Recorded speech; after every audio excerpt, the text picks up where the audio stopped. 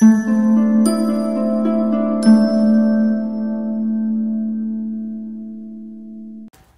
and welcome. Calicut University second sem BCom BBA Hindi University question paper ആണ് നമ്മൾ ഇന്ന് discuss ചെയ്യാൻ ഉദ്ദേശിക്കുന്നത്. പേപ്പർ കോഡ് ശ്രദ്ധിക്കുക, HIN 280802. Course title poetry correspondence and translation. As usual 2.5 മണിക്കൂറിൻ്റെ എക്സാമാണ്, 80 marks ആണ് total. ഒരു കാര്യം കൂടെ പറഞ്ഞോട്ടെ, നിങ്ങളിനി സെക്കൻഡ് സെം എക്സാമാണ് എഴുതാൻ പോകുന്നത്. ഈ സെമ്മോടുകൂടി മോസ്റ്റ്ലി നിങ്ങളെല്ലാവരും തന്നെ ഹിന്ദിയോട് വിട പറയും ഒഫീഷ്യലി. ഓക്കെ, അപ്പോൾ ഈ സെമ്മിൽ നിങ്ങളെല്ലാ ക്ലാസ്സസും, നമ്മുടെ ഈ സെമ്മിൽ പോയിട്രി ടെക്സ്റ്റിൻ്റെ എല്ലാ ക്ലാസ്സസും മലയാളത്തിലും ഹിന്ദിയിലും ഓൾറെഡി അപ്ലോഡഡ് ആണ്. നിങ്ങളെല്ലാം കണ്ടിരിക്കുമെന്ന് പ്രതീക്ഷിക്കുന്നു. അപ്പോൾ നിങ്ങൾക്ക് കാര്യം അറിയാം.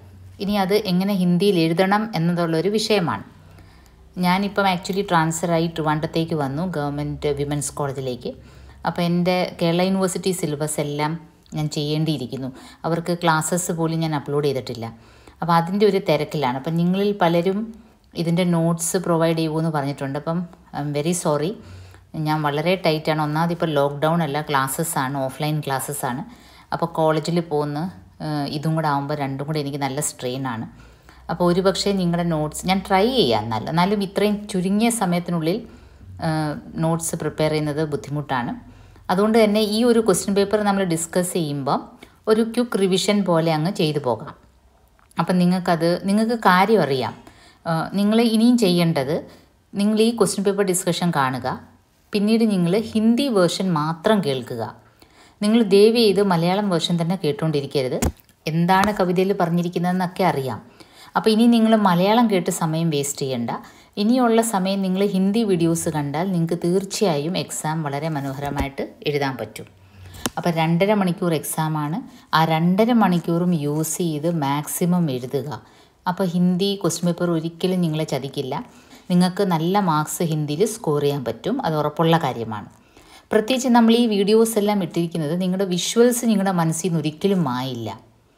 അപ്പോൾ ഈ വിഷ്വൽസ് വെച്ച് തന്നെ നിങ്ങൾക്ക് കാര്യം പിടികിട്ടും പെട്ടെന്ന്. അത് ഈ ഓൺലൈൻ ടീച്ചിങ്ങിൻ്റെ ഒരു പ്രത്യേകതയാണ്. ഓക്കെ, അപ്പം നമുക്കിനിയും ക്വസ്റ്റ്യൻ പേപ്പർ ഡിസ്കഷനിലേക്ക് പോകാം. Part 1 as usual 15 ചോദ്യങ്ങളാണുള്ളത്. 15 ക്വസ്റ്റ്യൻസ് ഉണ്ട്. വേണമെങ്കിൽ എല്ലാ ക്വസ്റ്റ്യൻസും അറ്റൻഡ് ചെയ്യാം. പക്ഷേ 13 എണ്ണം നല്ലപോലെ അറ്റൻഡ് ചെയ്താലും you will score maximum 25 marks. 25 മാർക്സിനപ്പുറം ഇല്ല. അപ്പം 13 എണ്ണം അറ്റൻഡ് ചെയ്യാം. പിന്നെ അറിയാവുന്നവർക്ക് 15 ചെയ്യാം, കാരണം ഒരു റിസ്ക് എടുക്കണ്ട. ओके, सो फर्स्ट क्वेश्चनिലേക്ക് പോകാം. अपनी चोटी के संबंध में कृष्ण यशोदा से कौन सी शंका प्रकट करता है? അപ്പോൾ കൃഷ്ണനെ പറ്റിയുള്ള ചോദ്യമാണെങ്കിൽ നമ്മൾ ഒട്ടും സംശയിക്കേണ്ട, അത് സൂർദാസിൻ്റെ പദങ്ങളാണ്, ഇല്ലേ? സൂർദാസിൻ്റെ പദങ്ങളിൽ മാത്രമേ നിങ്ങൾ കൃഷ്ണൻ്റെ കാര്യങ്ങൾ പഠിച്ചിട്ടുള്ളൂ. അപ്പം നിങ്ങളത് മനസ്സിൽ ഓർക്കുക. അപ്നി ചോട്ടി കെ സംബന്ധ് മേ എന്താണ് ബാലകൃഷ്ണൻ യശോദയോട് പറഞ്ഞത്? കംപ്ലൈൻറ്റ്, ഞാൻ എത്ര പാല് കുടിക്കുന്നു, പാല് കുടിച്ചിട്ടും എൻ്റെ ഈ മുടി ഒന്നും വളരുന്നില്ലല്ലോ. അമ്മയല്ലേ പറഞ്ഞത് നിരന്തരം പാൽ കുടിക്കുകയാണെങ്കിൽ ബലരാമൻ ചേട്ടൻ്റെ പോലെ എൻ്റെ മുടി നല്ല തഴച്ച് വളരും. എത്ര വളരും? സർപ്പം പോലെ എഴയും, അത്രയ്ക്ക് എനിക്ക് മുടി ഉണ്ടാവും. അപ്പോൾ ഞാൻ എത്ര ദിവസം കൊണ്ട് പാല് കുടിക്കുന്നു? ഇതായിരുന്നു ബാലകൃഷ്ണൻ്റെ ശങ്ക അല്ലെങ്കിൽ കംപ്ലൈൻറ്റ്. ബാലകൃഷ്ണ യശോദ സെ शिकायत करते हैं कि बार बार दूध पीने पर भी उनकी चोटी बलराम भैया की चोटी के समान बढ़ नहीं रही है, जबकि माता यशोदा यह कहकर दूध पिलाती थी कि दूध पीने से उसकी चोटी नागिन की तरह लंबी हो जाएगी. नागिन എന്തുവാ? സർപ്പം. സർപ്പത്തിനെ പോലെ നീളമുള്ള ചുരുണ്ട മുടി, നല്ല നീണ്ട മുടി ഉണ്ടാകും എന്നാണ് കൃഷ്ണൻ ധരിച്ചിരുന്നത്. സൂർദാസിൻ്റെ ആ പദം ഒന്നുകൂടെ നോക്കാം. മയ്യ കബഹി ബഢേഗി ചോട്ടി കിത്തി ബാർ മോഹി ദൂത് പിയത്ത് ഭൈ യഹ അജുഹു ഹെ ചോട്ടി. അമ്മ എപ്പോഴാണ് എൻ്റെ ഈ മുടി വളരുന്നത്? ഞാൻ എത്രയോ പ്രാവശ്യം പാല് കുടിച്ച്. യഹ അജഹു ഹെ ചോട്ടി, ഇതിപ്പോഴും ചെറുതായിട്ടിരിക്കുന്നല്ലോ. തൂ ജോ കഹത്തി ബൽക്കി ബേണി ജോ, ബൽ എന്ന് വെച്ചാൽ ബലരാമനാണ്. അപ്പോൾ അമ്മ പറയാറില്ലേ, ബലരാമൻ ചേട്ടൻ്റെ മുടി പോലെ ലംബി മോട്ടി, മോട്ടി ഓർ ലംബി, കാടത്ത് ഗുഹത്ത് നഹാവത്ത് ജേഹെ നാഗിന് സീഭുയി ലോട്ടി. അപ്പോൾ അഴിച്ചിട്ട് അതിനെ ചീവി പിന്നുമ്പോഴൊക്കെ സർപ്പത്തെ പോലെ കിടക്കും എന്നല്ലേ അമ്മ പറഞ്ഞത്. काचो दूध पियावती पची पची देती ना മാഖൺ റോട്ടി മുझे മാഖൺ और റോട്ടി പസന്ത് है എനിക്ക് വെണ്ണയും റൊട്ടിയാണ് ഇഷ്ടം പക്ഷേ അത് തരാതെ അമ്മ ഈ പച്ച പാല് തന്നെ എന്നെ കൊണ്ട് കുടിപ്പിക്കുകയാണ് എന്ത് പറഞ്ഞിട്ടാണ് എൻ്റെ മുടി ബലരാമൻ ചേട്ടൻ്റെ പോലെ ആകും എന്നുള്ളത് സൂർദാസ് ചിരജീവി ദോ ഭയ ഹരി ഹൽദർ കി ജോട്ടി അപ്പോൾ സൂർദാസ് പറയാണ് ഹരിയും ഹൽദറും ഹൽദർ ബലരാമാണ് അപ്പോൾ കൃഷ്ണനും ബലരാമൻ്റെയും ഈ ജോഡി നീരാൾ വാഴട്ടെ അപ്പോൾ അതായിരുന്നു സൂർദാസിൻ്റെ ഈ ഒരു പദം സൂർദാസിൻ്റെ ആദ്യത്തെ പദം നിങ്ങൾ പഠിച്ചത് ഭക്തി സൂർദാസിൻ്റെ കൃഷ്ണനോടുള്ള ആ ഒരു ഈശ്വരനോടുള്ള ഒരു ഭക്തി ഉളവാക്കുന്ന ഒരു പദമായിരുന്നു മേരോ മനനന്ത് കഹാ സുഖപാവേ എൻ്റെ മനസ്സ് വേറെ എങ്ങും ഒരു സമാധാനവും സുഖവും കിട്ടില്ല ഈശ്വര നിൻ്റെ സന്നിധിയിലല്ലാതെ എനിക്ക് വേറെ എങ്ങും എൻ്റെ മനസ്സിന് ശാന്തിയും സമാധാനവും കിട്ടില്ല പിന്നെ എക്സാമ്പിൾ പറയുന്നതാണ് ജൈസേ ഉടി ജഹാജ് കോ പഞ്ചി ഫിരി ജഹാജ് പരാവേ അപ്പോൾ ഒരു കടലിൻ അതൊക്കെ നിങ്ങൾക്ക് അറിയാവുന്നതാണ് അല്ലേ ഉൾക്കടലിലുള്ള ഒരു കപ്പലിൽ നിന്ന് പക്ഷി പറന്ന് കരയിലേക്ക് പറക്കാൻ ശ്രമിക്കുന്നു പക്ഷേ കരയൊന്നും കാണാതെ തിരിച്ച് കപ്പലിലേക്ക് വരുന്നത് പോലെ ഞാൻ നിന്നിൽ നിന്ന് അകന്നാലും ഞാൻ നിൻ്റെ അടുത്തേക്ക് തന്നെ വരും പിന്നെയും പറയാണ് കമല നയനക്കോ ചാടി മഹാത്തം ഓർ ദേവക്കോ ധാവേ താമര നയനങ്ങൾ ഉള്ള നിന്നെ വിട്ടിട്ട് വേറെ ആരെയാണ് ഞാൻ ധ്യാനിക്കേണ്ടത് പരമഗംഗ കോ ചാടി പിയാസോ ദുർമതി കൂപ്പ് ഖനാവേ അതുപോലെ നല്ല ഗംഗാ നദിയുടെ പവിത്രമായ ജലം ഉള്ളപ്പോൾ ഞാൻ എന്തിനാണ് വേറെ കിണർ അന്വേഷിച്ച് പോകുന്നത് ജിഹി മധുക്കർ അംബുജ് റസ് ചാഖ്യോ ക്യോ കരീൽ ഫൽ ഭാവേ അതുപോലെ ഏത് മധുക്കർ വണ്ട് താമരയുടെ ആ അംബുജത്തിൻ്റെ രസം താമരയുടെ ആ ഒരു തേൻ നുകർന്നവന് പിന്നെ ആ വണ്ട് എന്തിനാണ് പിന്നെ കരീൽ ഫൽ കൈപ്പൊള്ള വേറെ കായ എന്തിനാണ് അന്വേഷിച്ച് പോകുന്നത് അപ്പോൾ ഈശ്വരൻ്റെ മഹിമയാണ് ഈ പദത്തിൽ പറഞ്ഞിരിക്കുന്നത് നിങ്ങൾക്കറിയാവുന്നതാണ് പിന്നെ രണ്ടാമത്തെ പദം ഒരു വലിയതാണ് അത് നിങ്ങൾ ആ പാസേജിൽ തന്നെ നോക്കുക ജാതിൻ മൻ പഞ്ചി ഉടി ജേ ഹേ താത്തിൻ തേരെ തൻ തരുവർക്കെ സബേ പാത്ത് ഝരി ജേ ഹേ നമ്മുടെ ഈ ശരീരം വിട്ട് ആത്മാവ് പോയി കഴിയുമ്പോൾ നമ്മുടെ ശരീരത്തിന് എന്താകും എന്നുള്ളതാണ് അത് പല രീതിയിലാണ് ഇപ്പം ദഹിപ്പിക്കുകയാണെങ്കിൽ എന്താകും ദാഹസംസ്കാരം നടത്തുമ്പം നമ്മുടെ ശരീരം വാസ്തവത്തിൽ മറ്റ് ജീവികൾക്ക് ഭോജ്യവസ്തുവായിട്ട് മാറുകയാണ് അപ്പോൾ ആ ഒരു ശരീരത്തിനെ നമ്മൾ ഇത്രയും എണ്ണയും സോപ്പും പൗഡറും ഒക്കെ ഇട്ട് തേച്ച് മിനിക്കിട്ട് കാര്യമില്ല പിന്നെ വീട്ടുകാർ പോലും മരിച്ചു കഴിഞ്ഞ് സന്ധ്യയ്ക്ക് മുമ്പ് അടക്കാൻ പറയും പുത്രന്മാർ വലിയ കാര്യത്തെ വളർത്തിയ പുത്രൻ വരെ നമ്മുടെ തലയോട്ടി അടിച്ചു പൊട്ടിക്കും കാരണം ഈ കത്തിച്ച് കഴിയുമ്പം തലയോട്ടി മാത്രമായിട്ടിരിക്കുമ്പം അപ്പോൾ അങ്ങനെയൊക്കെ പറയുന്ന ഖോപ്രി ബാസ്ദേവ് ഇത്രയെല്ലാം പറഞ്ഞു കഴിഞ്ഞ് ഈ നരജന്മം കിട്ടിയത് എത്രയോ യോനികളിലൂടെ കടന്നിട്ടാണ് നമുക്ക് ഈ നരജന്മം കിട്ടിയത് അപ്പോൾ അങ്ങനത്തെ ഒരു ജന്മം നമ്മൾ ഒരിക്കലും പാഴാക്കാൻ പാടില്ല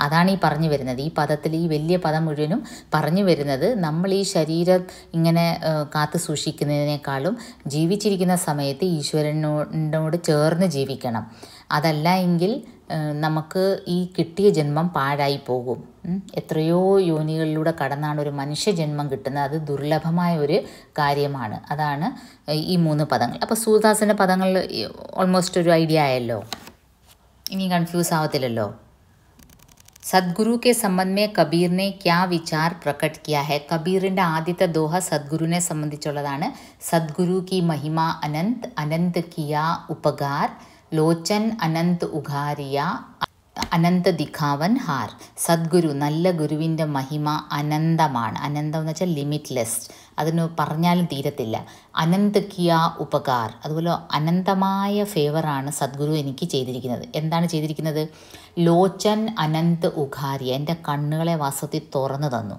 അപ്പോൾ ഇതുവരെ ഞാൻ കണ്ടിരുന്നത് ഈശ്വരനെ അല്ല കണ്ടിരുന്നത് അപ്പോൾ ഈശ്വരൻ്റെ മഹിമ എനിക്ക് കാണിച്ചു തന്നു എൻ്റെ ഉള്ളിലെ അറിവില്ലായ്മ ആകുന്ന അന്ധകാരം ഗുരു മാറ്റി തന്നു ഓക്കെ അനന്ത ദിഖാവൻ ഹാർ അത് അപ്പോൾ എനിക്കെല്ലാം ഈശ്വരൻ്റെ മഹിമയും ഈ സൃഷ്ടിയുടെ മഹിമയും ഈശ്വരൻ്റെ ആ ഒരു നന്മയും എനിക്ക് അപ്പോഴാണ് കാണാൻ പറ്റിയത് ഇതെല്ലാം എനിക്ക് സാധിച്ചത് ആരുടെ സഹവാസം കൊണ്ടാണ് ആരുടെ ഗുണം കൊണ്ടാണ് സദ്ഗുരുവിൻ്റെ ഓക്കെ അപ്പം നമുക്കതെങ്ങനെ ആൻസറായിട്ട് ഫോം ചെയ്യാം കബീർദാസ് जी ने सदगुरु की महिमा को अनंत बताते हुए कहा है कि गुरु ने उनके मन की अज्ञानता रूपी अंधकार को मिटाकर अज्ञानता എന്ന് വെച്ചാൽ അറിവില്ലായ്മ अज्ञानता रूपी अंधकार को मिटाकर उनके नेत्रों को इस प्रकार खोल दिया कि वे ഈശ്വർ की सत्ता को पहचान सके.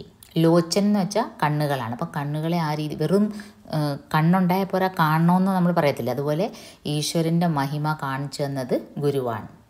थर्ड क्वेश्चन, जूही की कली का कवि कौन है? इस कविता का नायक कौन है?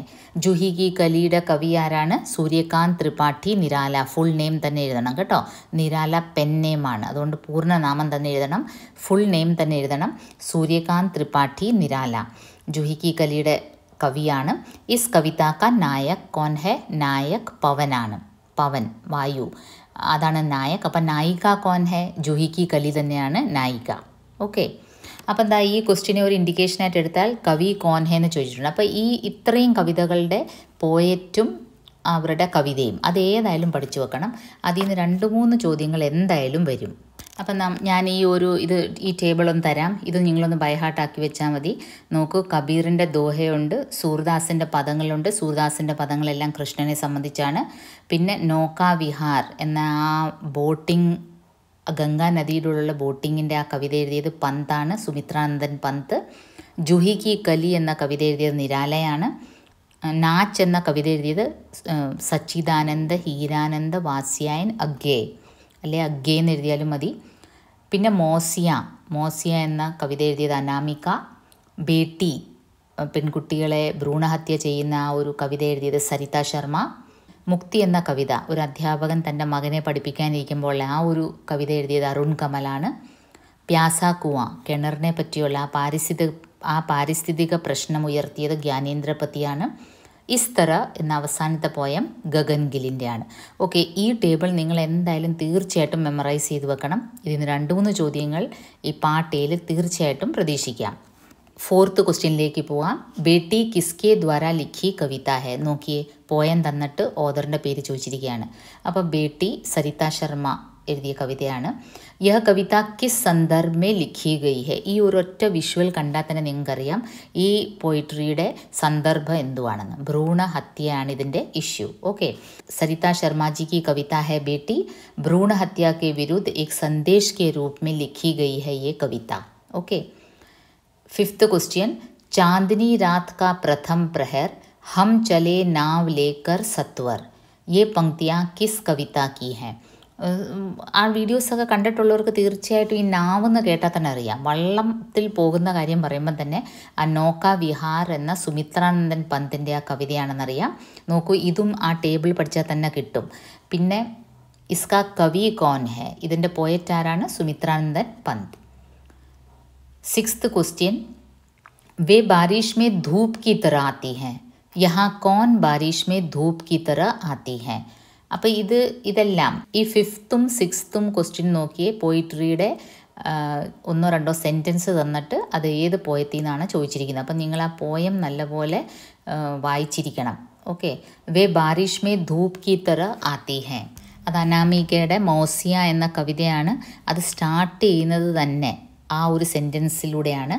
വേ ബാരിഷ് മേ ധൂപ് കി തറ ആത്തി ഹെ, थोड़े समय के लिए और अचानक, हाथ के बुने स्वेटर, इंद्रधनुष, तिल के लड्डू और सघोर की साड़ी लेकर. അപ്പോൾ നമ്മുടെ റിലേഷൻഷിപ്പിൻ്റെ ഒരു ഇമ്പോർട്ടൻസ് ആണ് പറയുന്നത്, ബന്ധുക്കളുടെ ഒരു ഇമ്പോർട്ടൻസ്. ഇന്നത്തെ ഈ ഒരു ഫാസ്റ്റ് മൂവിങ് വേൾഡിൽ നമ്മളൊരു ന്യൂക്ലിയർ ഫാമിലി ആയിട്ട് കൺവേർട്ട് ആകുമ്പോൾ നമുക്ക് കുഞ്ഞമ്മമാരും അപ്പച്ചിമാരും അവരെല്ലാവരുടെയും ഒരു സാന്നിധ്യം ഇല്ലാതെ വരുന്നു. അതും ഒരു ഗർഭാവസ്ഥയിൽ, ഒരു പെൺകുട്ടി ഗർഭിണിയാവുന്ന അവസ്ഥയിൽ ഈ ബന്ധങ്ങളുടെ ഊഷ്മളത പറയുന്ന ഒരു കവിതയാണ് മോസിയ. അനാമിക എന്ന റൈറ്റർ എഴുതിയതാണ് മോസിയ. ഓക്കെ, ആൻസർ എങ്ങനെ നമ്മൾ എഴുതും? മോസിയ बारिश में धूप की तरह आती है. अनामिका की कविता मोसिया से है ये पंक्तियाँ. ओके, 7th one, तुम रोए नहीं तुम हिले भी नहीं, बैठे रहे चुपचाप पाँव पर पाँव धरे. അഗെയിൻ ഒരു പോയിട്രി ഒരു അംശമാണ് എടുത്തിരിക്കുന്നത്. അപ്പം പോയം നിങ്ങൾ തറവായിട്ട് നിങ്ങളത് ശ്രദ്ധിക്കണം കേട്ടോ. പോയിട്രി എൻ്റെ വീഡിയോസിൽ നമ്മൾ അതുകൊണ്ട് ടെക്സ്റ്റും പ്രൊവൈഡ് ചെയ്തിരിക്കുന്നത്, പോയംസ് എല്ലാം അതിലുണ്ട്. അപ്പോൾ കേൾക്കുക മാത്രമല്ല, നിങ്ങൾ ആ പോയത്തിൻ്റെ ആ ഒരു സെൻറ്റൻസസ് കൂടെ നിങ്ങളുടെ മനസ്സിൽ പതിയണം. तुम रोए नहीं तुम हिले भी नहीं, बैठे रहे चुपचाप पाँव पर पाँव धरे. ഇത് മുക്തി എന്ന കവിതയിലാണ് അല്ലേ. അതും ഇങ്ങനെ തും റോയെ നഹി തും ഹിലേ ഭി നഹി, बैठे रहे चुपचाप पाँव पर पाँव धरे, और मैंने देखे तुम्हारे ഉഗ്രേ हुए ലംബേ സാവ്ലേ പാവ്. ആ അച്ഛൻ, അധ്യാപകനായ അച്ഛൻ എല്ലാ കുട്ടികളെയും, നാട്ടിലെ എല്ലാ കുട്ടികളെയും പഠിപ്പിക്കുന്ന ഒരു വ്യക്തി തൻ്റെ മകനെ പഠിപ്പിക്കാനിരുന്നപ്പം മകനൊന്നും അറിയില്ല. ആ ഒരു തിരിച്ചറിവ് അച്ഛനെ വല്ലാതെ വിഷമിപ്പിക്കുകയും ദേഷ്യം പിടിപ്പിക്കുകയും അച്ഛൻ അടിക്കുകയും ചെയ്തു. അടിച്ചു കഴിഞ്ഞു. അടി കൊണ്ട കുട്ടി ഒട്ടുമേ കരയുന്നില്ല. തും റോയേ നഹി, റോന മീൻസ് കരയുക, കരഞ്ഞില്ല. തും ഹിലേ ഭി നഹി, അയ്യോ അടിക്കല്ലേ എന്ന് പറഞ്ഞ് ഒന്ന് അനങ്ങിയ കൂടിയില്ല കുട്ടി, ഇങ്ങനെ കല്ല് പോലെ ഇങ്ങനെ ഇരുന്ന്. അപ്പം അങ്ങനെ ഇരിക്കുന്ന കുട്ടിയെ ആ ഇരിപ്പ് കണ്ടപ്പോൾ അച്ഛന് തന്നെ ഒരു കുറ്റബോധം തോന്നുകയാണ്. അതാണ് മുക്തി എന്ന കവിത. 8th ക്വസ്റ്റ്യൻ, പ്യാസാ കുവാ കവിത കാ മൂൽ പ്രതിപാദ്യ ക്യാ ഹെ. പ്യാസാ കുവ എന്ന ജ്ഞാനേന്ദ്രപതിയുടെ ആ കിണറിനെ പറ്റിയുള്ള, ദാഹിക്കുന്ന കിണർ, ആ ഒരു കവിതയാണ്. അതിൻ്റെ മൂൽ പ്രതിപാദ്യ എന്നുള്ള അതിൻ്റെ മീനിങ്, അതിൻ്റെ മൂൽ മെസ്സേജ് എന്താണെന്ന്, അതിൻ്റെ മെയിൻ മെസ്സേജ് എന്താണെന്ന്, അതെന്താണ് കൺവേ ചെയ്യാൻ ഉദ്ദേശിക്കുന്ന ആ പോയിട്രി. ज्ञानेंद्रपति जी अपनी कविता प्यासा कुआं के द्वारा यह संदेश देना चाहते हैं कि हमें पारंपरिक जल स्रोतों का संरक्षण करना चाहिए. എന്ത് മെസ്സേജാണ്? നമ്മുടെ ഈ ട്രഡീഷണൽ വാട്ടർ റിസോഴ്സസ്, പാരമ്പരിക് എന്ന് വെച്ചാൽ നമ്മുടെ ട്രഡീഷണൽ ആയിട്ടുള്ള കിണറുകളെ പോലുള്ള ജലസ്രോതസ്സുകൾ നമ്മൾ സംരക്ഷിക്കേണ്ടത് വളരെ അത്യാവശ്യമാണ്. परिस्थिति का नाश पूरे मानव राशि और जीव जंतुओं के लिए विनाशकारी सिद्ध होगा. നമ്മൾ ഈ എൻവയൺമെൻറ്റിനെ ഇങ്ങനെ നശിപ്പിക്കുകയാണെങ്കിൽ അത് എല്ലാ ജീവജാലങ്ങൾക്കും ഒരു നാശമായി മാറും, മനുഷ്യന് മാത്രമല്ല. അതിൽ കാണിക്കുന്ന എന്തുവാണ്? കിണറിൻ്റെ അകത്തുള്ള പ്ലാസ്റ്റിക് വേസ്റ്റ് എല്ലാം ഇട്ടിട്ട് കിണറിൻ്റെ അകത്ത് വെള്ളമാണ് വേണ്ടത്. പക്ഷേ വെള്ളം വരാൻ മനുഷ്യൻ സമ്മതിക്കുന്നില്ല, എല്ലാ വേസ്റ്റും കൂടെ അതിൻ്റെ അകത്ത് ഇടുന്നു. അപ്പോൾ അതാണ് അതിൻ്റെ മെയിൻ പ്രതിപാദ്യം. 9th ക്വസ്റ്റ്യൻ, കവി ഗഗൻ ഗിൽ की किन्हीं 2 കവിതാओं के नाम लिखिए. അപ്പോൾ പോയിറ്റിൻ്റെ 2 വേറെ പോയിട്രീസിൻ്റെ പേരാണ് ചോദിച്ചിരിക്കുന്നത്. അപ്പോൾ അത് നോക്കുക. ഏക് ദിൻ ലോട്ടേഗി ലഡ്കി, അന്ധേരെ മേ ബുദ്ധ്, വേറെയും അവരുടെ കവിതകളുണ്ട്. ഈ 2 എഴുതിയാൽ മതി. 10th 1 and 11th 1 ലെറ്റർ റൈറ്റിങ്ങിൽ നിന്നാണ്. व्यक्तिगत पत्र से क्या तात्पर्य है? व्यावसायिक पत्रों के अंतर्गत किस किस प्रकार के पत्र आ जाते हैं. അപ്പോൾ ഇങ്ങനത്തെ സിമ്പിൾ ക്വസ്റ്റ്യൻസ് ഈ ലെറ്റർ റൈറ്റിങ്ങിൽ നിന്ന് പാർട്ട് എയിൽ പ്രതീക്ഷിക്കാം. അപ്പോൾ അത് ശ്രദ്ധിച്ചോണം. പാർട്ട് എയിൽ നിന്ന് 3 ക്വസ്റ്റ്യനാണ് ലെറ്റർ റൈറ്റിങ്ങിൽ നിന്ന് വന്നിരിക്കുന്നത്. 10th 11th and 13. കാര്യാലയി പത്ര കിസേ കഹത്തെ ഹെ. അപ്പോൾ ഇങ്ങനത്തെ ഡയറക്റ്റ് ക്വസ്റ്റ്യൻസ് ആണ്.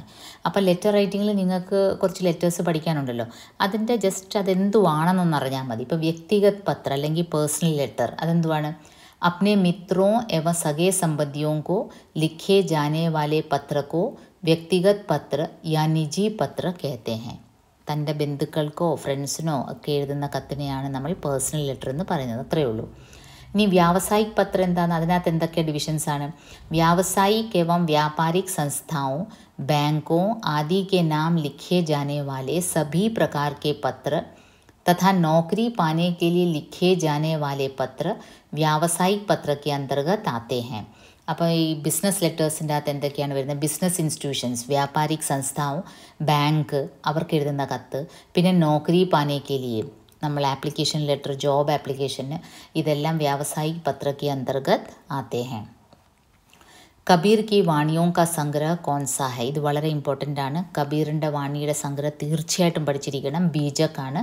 അതിൻ്റെ തന്നെ ഉनके शिष्यों ने संकलित किया था और बीजक के 3 भाग हैं, സാഖി, സബദ് और രമൈനി. അതും ചോദിക്കാം. ബീജകിന് 3 ഡിവിഷൻസ് ഉണ്ട്, സബ് ഡിവിഷൻസ്, സാഖി, സബദ്, രമൈനി.